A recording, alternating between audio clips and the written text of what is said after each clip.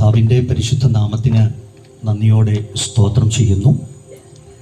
കർത്താവിലേറെ ബഹുമാന്യരും ശ്രേഷ്ഠന്മാരുമായ അനുഗ്രഹീതരായ ദൈവദാസന്മാർ, വിശിഷ്യ ഈ മഹായോഗത്തിൻ്റെ അധ്യക്ഷത ശുശ്രൂഷ നിർവഹിക്കുന്ന കർത്താവിൻ്റെ ദാസൻ പാസ്റ്റർ ബിജു ഫിലിപ്പ് അവർകൾ, സോഡൽ PVPക്ക് എക്കാലവും നിസ്സീമമായ സഹകരണവും പ്രാർത്ഥനയും നൽകുന്ന അനുഗ്രഹീതരായ ദൈവദാസന്മാർ, ദൈവമക്കൾ,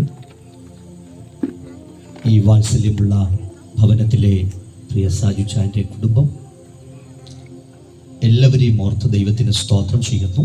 ഞങ്ങളെ അടുത്തും അകലെയുമായി ശബ്ദവാഹിനിയിലൂടെ ശബ്ദപരിധിക്കുള്ളിൽ ശാന്തമായ അന്തരീക്ഷത്തിൽ ഞങ്ങളെ ശ്രദ്ധിച്ചുകൊണ്ടിരിക്കുന്ന ബഹുമാന്യരായ എല്ലാ ദേശനിവാസികൾക്കും വേഗം വരുന്ന യേശുക്രിസ്തുവിൻ്റെ മാധുര്യമുള്ള നാമത്തിൽ വിനീതമായ സ്നേഹ വന്ദനം. മേഖലാ PVPയോട് നിങ്ങൾ കാണിക്കുന്ന എല്ലാ സഹകരണത്തിനും പ്രാർത്ഥനയ്ക്കും ഞങ്ങൾ പ്രത്യേകം നന്ദി അറിയിക്കുകയാണ്. കർത്താവിൻ്റെ കൃപയിൽ ആശ്രയിച്ച് പ്രിയ പ്രൈസിനോട് ഇങ്ങനെ ഒരു പ്രൈസിൻ്റെ ഭവനാങ്കണത്തിൽ ഒരു കൂടിവരവ് നടത്താം എന്ന പ്ലാനിങ്ങാണ് ചെയ്തത്. അല്ലാതെ അല്പം കൂടെ വിശാലമാകുന്ന നിലയിൽ കാര്യങ്ങൾ ക്രമീകരിക്കാനായിട്ട് സർവശക്തനായ ദൈവം ഞങ്ങൾക്ക് കൃപ നൽകുവാനിടയായി തീർന്നു. ഇതിൻ്റെ പിന്നിൽ എന്നോടൊപ്പം വളരെ ആത്മാർത്ഥമായി പൊതുവേദിയിലൊന്നും വരാൻ താല്പര്യമില്ലാത്ത, അപ്പോൾ തന്നെ അടിയറയിൽ വളരെ ആത്മാർത്ഥമായി എന്നോട് ചേർന്ന് പ്രവർത്തിക്കുന്ന ഞങ്ങളുടെ പ്രിയ സഹോദരങ്ങളെയൊക്കെ നന്ദിയോടെ ഇത്തരണത്തിൽ ഓർക്കുന്നു. ദൈവം നിങ്ങളെ ധാരാളമായിട്ട് അനുഗ്രഹിക്കുമാറാകട്ടെ.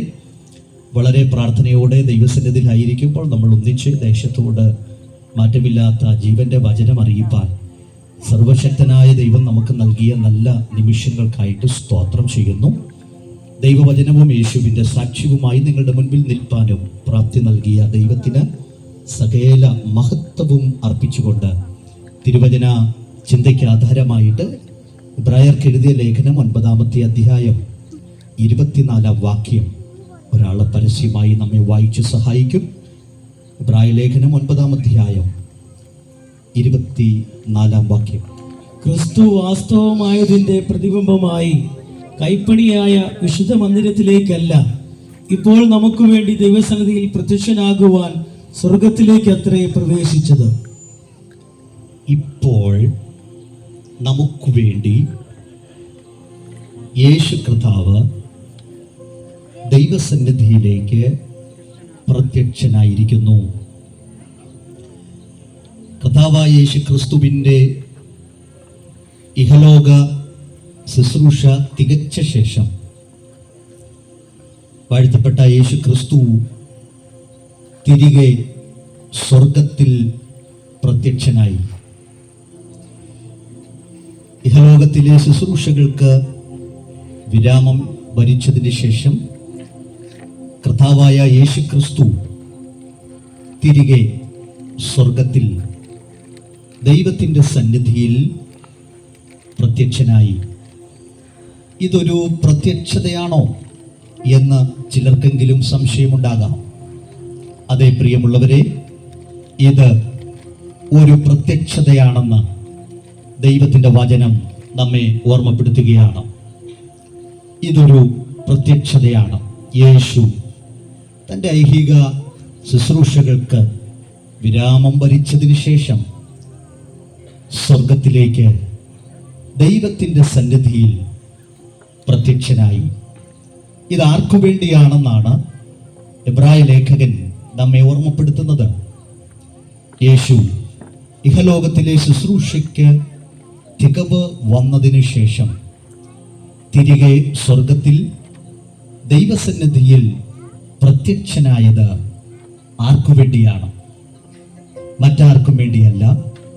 യേശു ക്രിസ്തുവിൻ്റെ രക്തത്താൽ വീണ്ടെടുക്കപ്പെട്ട് ദൈവകൃപ അനുഭവിച്ച് നിത്യനാട്ടിലേക്ക് പോകാൻ പ്രത്യാശയോടും വിശുദ്ധിയോടും കൂടെ ജീവിക്കുന്ന നമുക്കോരോരുത്തർക്കും വേണ്ടിയാണ് യേശു കർത്താവ് ഇഹലോകത്തിലെ ശുശ്രൂഷകൾ തീർന്ന ശേഷം തിരികെ സ്വർഗത്തിൽ ദൈവത്തിൻ്റെ സന്നിധിയിൽ പ്രത്യക്ഷനായത്. ഇത് അനുഭവിച്ചറിയുന്ന ദൈവമക്കൾക്കായി ഇന്ന് രാത്രിയിൽ ഞാൻ ദൈവത്തിന് സ്തോത്രം ചെയ്യുന്നു.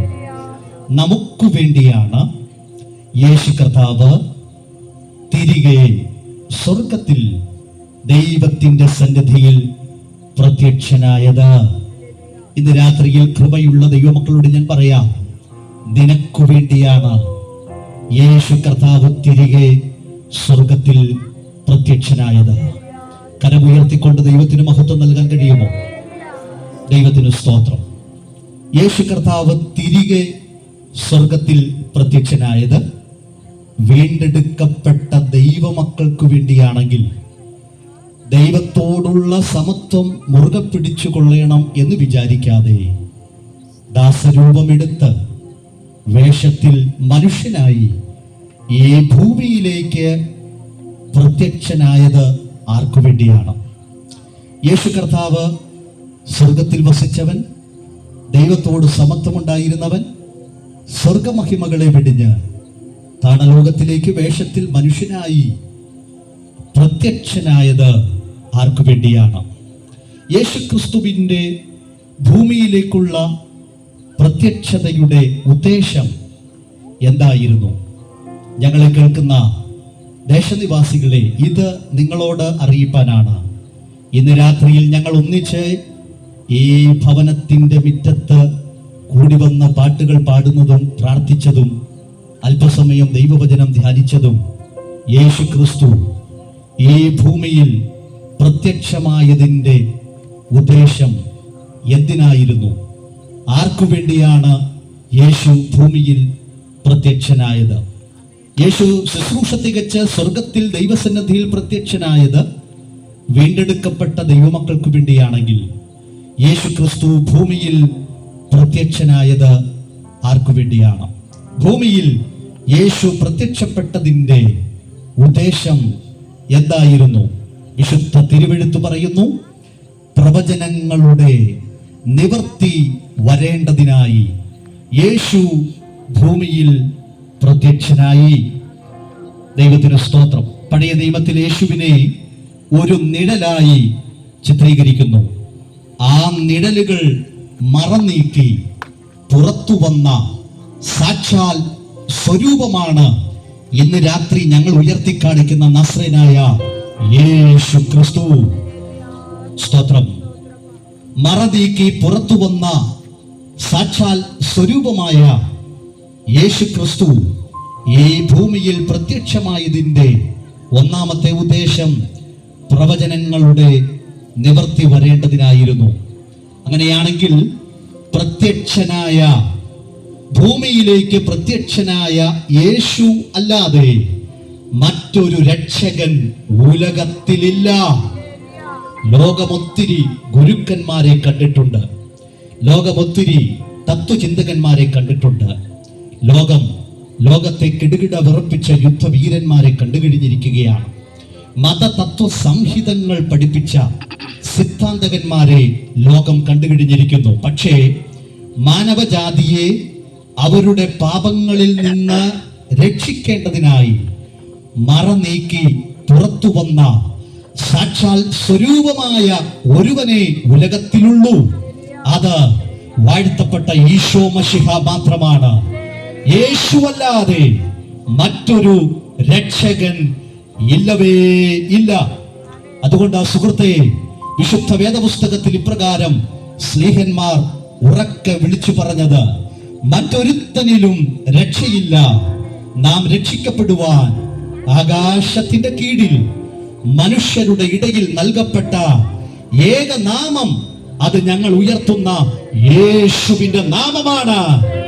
അവനാണ് ഏക രക്ഷകൻ.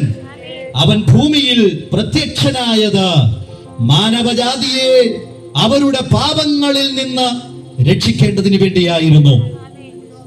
നോക്കൂ, ഉലകത്തിൽ അവതരിച്ച ഗുരുക്കന്മാര്, തത്വചിന്തകന്മാര്, ബുദ്ധിജീവികള്, ലോകത്തെ കിടുകിട വിറപ്പിച്ച യുദ്ധവീരന്മാർ, മത സിദ്ധാന്തകന്മാർ, ഇവരൊക്കെ ലോകത്തിലായിരുന്നപ്പോൾ നല്ല കാര്യങ്ങൾ സമൂഹത്തിന് വേണ്ടി പഠിപ്പിച്ചു, നല്ല കാര്യങ്ങൾ ഉപദേശിച്ചു. എന്നാൽ മാനവജാതിയെ അവരുടെ പാപങ്ങളിൽ നിന്ന് രക്ഷിക്കാനായിട്ട് ഇവർക്ക് സാധിച്ചിട്ടില്ല. അവരെല്ലാം ഒരു കാലയളവിൽ ജനിച്ചു, കുറെ നാൾ ജീവിച്ചു. ഉലകത്തിൽ അവതരിച്ച ഉന്നതന്മാരുടെയൊക്കെ ജീവിതം എടുത്തു നോക്കിയാൽ അവരൊക്കെ നല്ല കാര്യങ്ങൾ പഠിപ്പിച്ചവരാണ്, ഉപദേശിച്ചവരാണ്. പക്ഷെ മാനവജാതിയെ, അവരെ വീണ്ടെടുക്കേണ്ടതിനായിട്ട് ഇവർക്കാർക്കും സാധിച്ചിട്ടില്ല. അവരെല്ലാം ജനിച്ചു, കുറെ നാൾ ജീവിച്ചു. ജീവിച്ച കാലയളവിൽ നന്മ പ്രവൃത്തികൾ അവർ സമൂഹത്തിന് വേണ്ടി, കുടുംബ ബന്ധങ്ങളുടെ ഭദ്രതയ്ക്ക് വേണ്ടി ചെയ്തു കൂട്ടി. ഇതൊക്കെ ഞങ്ങൾ അക്കമിട്ട് മനസ്സിലാക്കുന്നവരും നന്ദിയോടെ അവരെയൊക്കെ അവർ ചെയ്ത നന്മ പ്രവൃത്തികളെ സ്മരിക്കുകയും ചെയ്യുന്നുണ്ട്. എന്നാൽ മാനവജാതിയെ വീണ്ടെടുക്കേണ്ടതിനായിട്ട് ഇവർക്ക് കഴിഞ്ഞിട്ടില്ല. ഉലകത്തിൽ അവതരിച്ച മഹാന്മാരുടെ കല്ലറകൾ എന്നും അടഞ്ഞു കിടക്കുകയാണ്. എന്നാൽ കാലത്തികവിങ്കൽ കന്യകയിൽ പുരുഷന്റെ ഇഷ്ടത്താലല്ലാതെ ഇവിടെ ഒരുവൻ ഭൂജാതനായി. എന്തിനെന്നറിയാമോ? പ്രവചനങ്ങളുടെ നിവർത്തി വരേണ്ടതിന്. നിഴലായ യേശുക്രിസ്തു മറനീക്കി സാക്ഷാൽ സ്വരൂപമായി വീണ്ടെടുപ്പുകാരനായി പുറത്തു വരേണ്ടതിന് യേശു ഈ ഭൂമിയിൽ പ്രത്യക്ഷനാകുവാനിടയായി. എന്നെ കേൾക്കുന്ന പ്രിയമുള്ളവരെ, പൂർണ്ണ ഗർഭിണിയായിരുന്ന മറിയെ ഗൂഢമായി ഉപേക്ഷിക്കുവാൻ പദ്ധതികൾ മെനഞ്ഞുകൊണ്ടിരുന്ന യോസഫിന്റെ അടുക്കൽ സ്വർഗത്തിലെ ഒരു മാലാഖ ഇറങ്ങി വന്ന് യോസഫിനോട് പറഞ്ഞു, യോസഫേ, നീ അവളെ ഗൂഢമായി ഉപേക്ഷിക്കുവാൻ പദ്ധതി ഇട്ടിരിക്കുകയാണോ? അങ്ങനെയാണെങ്കിൽ അവളെ ഉപേക്ഷിക്കണ്ട. അവളുടെ ഉദരത്തിൽ ഉരുവായിരിക്കുന്ന ശിശു ആരാണെന്ന് പറയാം. സ്വർഗത്തിലെ മാലാഖ യോസഫിനോട് പറഞ്ഞു കൊടുത്ത യാഥാർത്ഥ്യം ഇതാണ്. ആരാണ് യേശുവെന്ന് മാലാഖ വിളിച്ചു പറഞ്ഞത് ഇങ്ങനെയാണ്: അവൻ തന്റെ ജനത്തെ അവരുടെ പാപങ്ങളിൽ നിന്ന് രക്ഷിപ്പാനിരിക്കൊണ്ട് നീ അവന് യേശു എന്ന് പേരിടേണം. എന്നെ കേൾക്കുന്ന പ്രിയമുള്ളവരെ, മറ്റൊരുത്തനിലും രക്ഷയില്ല എന്ന് പറയുവാൻ കാരണം യേശു ക്രിസ്തുവിന്റെ ജനനം തന്നെ മാനവജാതിയെ അവരുടെ പാപങ്ങളിൽ നിന്ന് വീണ്ടെടുക്കേണ്ടതിന് വേണ്ടിയായിരുന്നു. അവൻ തന്റെ ജനത്തെ അവരുടെ പാപങ്ങളിൽ നിന്ന് രക്ഷിപ്പാനിരിക്കൊണ്ട് നീ അവന് യേശു എന്ന് പേരിടണം. അങ്ങനെയെങ്കിൽ ദേശനിവാസികളെ, ഞങ്ങൾ ഉയർത്തുന്ന യേശു ആരാണ്? യേശു എന്ന പേരിന്റെ അർത്ഥം എന്താണ്? യേശു എന്ന പേരിന്റെ അർത്ഥം രക്ഷകൻ എന്നാണ്. ആരുടെ രക്ഷകനാണ്? മാനവജാതിയായ സകല പാപികളായ മനുഷ്യവർഗത്തിന്റെയും ഏക രക്ഷകനാണ് ഞങ്ങൾ ഉയർത്തുന്ന നസ്രേനായ യേശു ക്രിസ്തു. അവൻ തന്റെ ജനത്തെ അവരുടെ പാപങ്ങളിൽ നിന്ന് രക്ഷിപ്പാനിരിക്കൊണ്ട് നീ അവന് യേശു എന്ന് പേരിടേണം. അങ്ങനെയെങ്കിൽ യേശു ആരാണ്? യേശു മാനവജാതിയുടെ ഏക രക്ഷകനാണ്. അപ്പോസ്തലനായിരിക്കുന്ന പൗലോസ്ലീഹ ഉറക്കെ പ്രഖ്യാപിച്ചു, ക്രിസ്തു യേശു പാപികളെ രക്ഷിപ്പാൻ ലോകത്തിൽ വന്നു എന്നുള്ളത് എല്ലാവരും അംഗീകരിപ്പാനും വിശ്വസിപ്പാനും യോഗ്യമായ വചനം തന്നെയാണ്. ഞങ്ങളെ കേട്ടുകൊണ്ടിരിക്കുന്ന ദേശനിവാസികളെ, യേശുവല്ലാതെ മറ്റൊരു രക്ഷകൻ ഉലകത്തിലില്ല. യേശു മാത്രമാണ് ഏക രക്ഷകൻ. യേശു മാത്രമാണ് ഏക സൗഖ്യദായകൻ. യേശു മാത്രമാണ് സമാധാനത്തിന്റെ പ്രഭു. യേശു മാത്രമാണ് ആശ്വാസദായകൻ. യേശു മാത്രമാണ് നിത്യജീവദായകൻ. അവനല്ലാതെ മറ്റൊരു രക്ഷകൻ ഉലകത്തിലില്ല. എന്നെ കേട്ടുകൊണ്ടിരിക്കുന്ന, ഞങ്ങളെ ശ്രദ്ധിക്കുന്ന ദേശനിവാസികളെ, ഒരുപക്ഷെ നിങ്ങൾ പലവിധമായ പ്രതിസന്ധികളുടെ മുൻപിൽ ഭാരത്തോടെ, വേദനയോടെ, ക്ലേശങ്ങളിലൂടെ എല്ലാവരാലും കൈവിടപ്പെട്ടവരായി ഒറ്റപ്പെടൽ അനുഭവിച്ചു കൊണ്ടിരിക്കുന്നെങ്കിൽ ആശ്വസിപ്പിക്കേണ്ടവർ പോലും ആശ്വസിപ്പിക്കുവാൻ കഴിയാതെ പുറങ്കാലടിച്ച് നിങ്ങളെ പുറത്തു കളഞ്ഞ് ഏകാന്തതയുടെ നീർച്ചുഴിയിൽ നിരാശരായി തകർന്നുകൊണ്ടിരിക്കുന്ന വ്യക്തി ജീവിതമേ, നിങ്ങളെ രക്ഷിപ്പാൻ യേശുവല്ലാതെ മറ്റൊരു വ്യക്തിയാവിനും കഴിയത്തില്ല. യേശു മാത്രമാണ് ഏകരക്ഷകൻ. അതുകൊണ്ട് വിശുദ്ധ വേദപുസ്തകം ഇപ്രകാരം വിളിച്ചു പറയുന്നു, മറ്റൊരുത്തനിലും രക്ഷയില്ല. നാം രക്ഷിക്കപ്പെടുവാൻ ആകാശത്തിന്റെ കീഴിൽ മനുഷ്യരുടെ ഇടയിൽ നൽകപ്പെട്ട ഏകനാമം അത് യേശുവിന്റെ നാമം മാത്രമാണ്. യേശു മാത്രം ഏക രക്ഷകൻ. യേശു മാത്രം ഏക സത്യ ദൈവം. യേശു മാത്രം പാപികളുടെ രക്ഷിതാവ്. അവൻ ഈ ഭൂമിയിൽ പ്രത്യക്ഷനായത് പ്രവചനത്തിന്റെ നിവൃത്തി വരേണ്ടതിനായിരുന്നു. യേശു ക്രിസ്തുവിന്റെ ഭൂമിയിലേക്കുള്ള പ്രത്യക്ഷതയുടെ ഉദ്ദേശം എന്തായിരുന്നു? ഒന്ന്, പ്രവചനത്തിന്റെ നിവൃത്തിക്കായിരുന്നെങ്കിൽ. രണ്ട്, സമ്പൂർണ്ണ പാപപരിഹാരത്തിനു വേണ്ടിയായിരുന്നു യേശു ഈ ഭൂമിയിൽ പ്രത്യക്ഷനായത്. പാപപരിഹാരം പഴയ നിയമത്തിലുണ്ടായിരുന്നു, എന്നാൽ അതൊരിക്കലും സമ്പൂർണമായിരുന്നില്ല. പാപം വർദ്ധിക്കുന്നു, യാഗവും വർദ്ധിക്കുന്നു. പാപം കൂടുന്നതനുസരിച്ച് യാഗം കൂടുന്നു. പക്ഷേ പാപത്തിന് പരിഹാരം നൽകുവാൻ ആർക്കും കഴിയുന്നില്ല. ഇസ്രായേലിലെ മഹാപുരോഹിതന്മാർ മാറി മാറി ദിവസേന പാപങ്ങൾക്ക് പരിഹാരം ഒരു നാളും നടത്തുവാൻ കഴിയാത്ത അതേ യാഗങ്ങളെ കൂടെ കൂടെ കഴിച്ചുകൊണ്ട് മാറി നിൽക്കുന്നു എന്നാണ് ദൈവത്തിന്റെ വചനത്തിൽ നമുക്ക് കാണുവാൻ കഴിയുന്നത്. പാപപരിഹാരം പഴയ നിയമത്തിൽ ഉണ്ടായിരുന്നെങ്കിലും അത് ഒരിക്കലും സമ്പൂർണമായിരുന്നില്ല, അത് താൽക്കാലികമായിരുന്നു.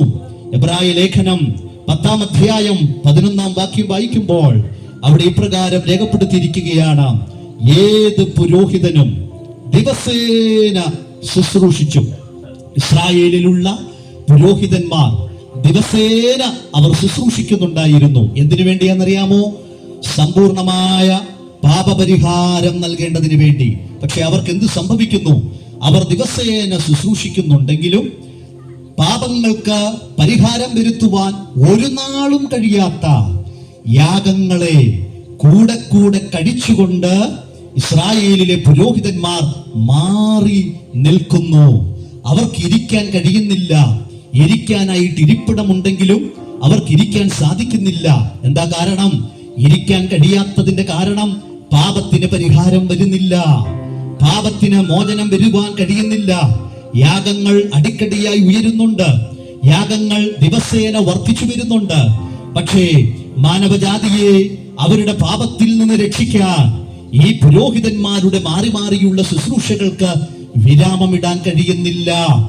അങ്ങനെ പുരോഹിതന്മാരുടെ ശുശ്രൂഷകൾക്ക് വിരാമമിടാൻ കഴിയാതെ അവർ മാറി നിൽക്കുമ്പോൾ യേശുവോ ഏകയാഗം കഴിച്ച് തന്റെ ജനത്തെ വിശുദ്ധീകരിപ്പാൻ ഇടയായി തീർന്നു.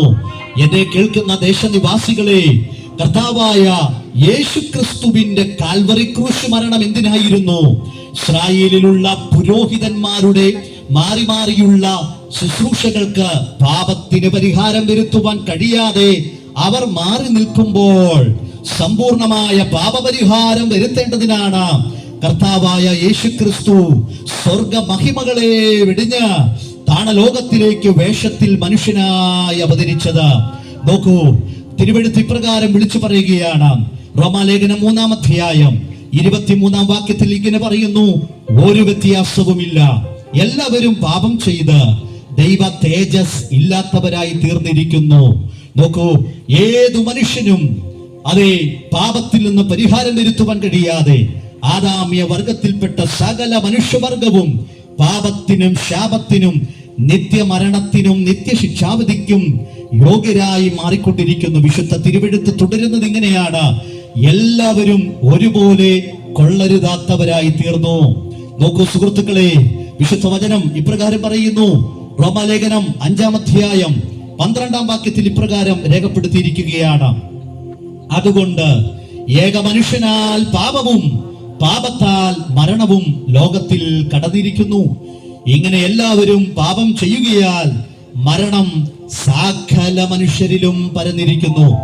ആദാം ചെയ്തു പോയ ദൈവകൽപ്പനകളുടെ ലംഘനം നിമിത്തമായി മാനവജാതി മുഴുവനും പാപത്തിനും ശാപത്തിനും നിത്യമരണത്തിനും അധമ പാതാളത്തിനും തീ നരകത്തിനും യോഗ്യരായി തീർന്നു. ശ്രദ്ധിക്കൂ, പാപിയായ മനുഷ്യൻ പരിശുദ്ധനായ ദൈവത്തോട് അടുക്കുവാൻ ഇന്ന് വ്യർത്ഥമായി ശ്രമിച്ചുകൊണ്ടിരിക്കുകയാണ്. അതിനുവേണ്ടി നേർച്ചകൾ, കാഴ്ചകൾ, നൊയമ്പുകൾ, തീർത്ഥാടനങ്ങൾ, സൽക്കർമ്മങ്ങൾ, ദാനധർമ്മങ്ങൾ, നീതിപ്രവൃത്തികൾ എന്നിവ പാപിയായ മനുഷ്യൻ പരിശുദ്ധനായ ദൈവത്തോട് അടുക്കുവാനായിട്ട് വൃഥ ശ്രമം നടത്തിക്കൊണ്ടിരിക്കുകയാണ്. വിശുദ്ധ വേദപുസ്തകം ഇപ്രകാരം വിളിച്ചു പറയുന്നു: മനുഷ്യന്റെ നീതിപ്രവൃത്തികൾ കറപുരണ്ട തുണി പോലെ അത്രേ. മനുഷ്യൻ എത്ര നീതിപ്രവൃത്തികൾ ചെയ്താലും പാപത്തിൽ നിന്ന് സമ്പൂർണമായ പരിഹാരം പ്രാപിക്കുവാൻ കഴിയാതെ മനുഷ്യൻ നിസ്സഹായനായി മാറ്റപ്പെട്ടുകൊണ്ടിരിക്കുകയാണ്. പാപിയായ മനുഷ്യൻ പരിശുദ്ധനും നീതിമാനുമായ ദൈവത്തോട് അടുക്കുവാനായിട്ട് ശ്രമങ്ങൾ നടത്തുന്നു.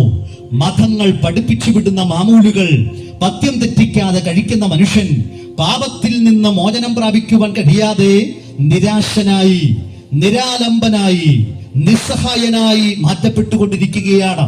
മതങ്ങൾ പഠിപ്പിച്ചു വിടുന്ന മാമൂലുകൾ പഥ്യം തെറ്റിക്കാതെ കഴിക്കുന്ന മനുഷ്യൻ പാപത്തിൽ നിന്ന് സമ്പൂർണമായ പരിഹാരം പ്രാപിക്കുവാൻ കഴിയാതെ ഒടുവിൽ നിരാശയുടെ വക്കിലെത്തി ആത്മഹത്യ ചെയ്ത് ലോകത്തോട് വിട പറയാൻ ശ്രമം നടത്തിക്കൊണ്ടിരിക്കുന്നു. ഞങ്ങളെ കേട്ടുകൊണ്ടിരിക്കുന്ന ദേശനിവാസികളെ, ആത്മഹത്യ ഒന്നിനും ഒരു പ്രശ്ന പരിഹാരമല്ല.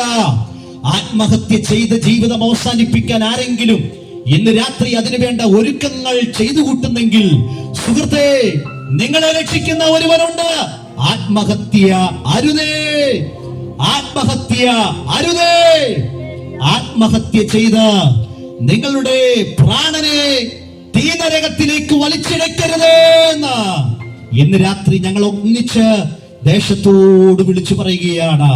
നോക്കൂ, പാപിയായ മനുഷ്യൻ പാപപങ്കിലമായ അവസ്ഥയിൽ നിന്നുകൊണ്ട് അർപ്പിക്കുന്ന യാതൊന്നും പരിശുദ്ധനും നീതിമാനുമായ ദൈവം അംഗീകരിക്കുകയോ പ്രസാദിക്കുകയോ ചെയ്യുന്നില്ല.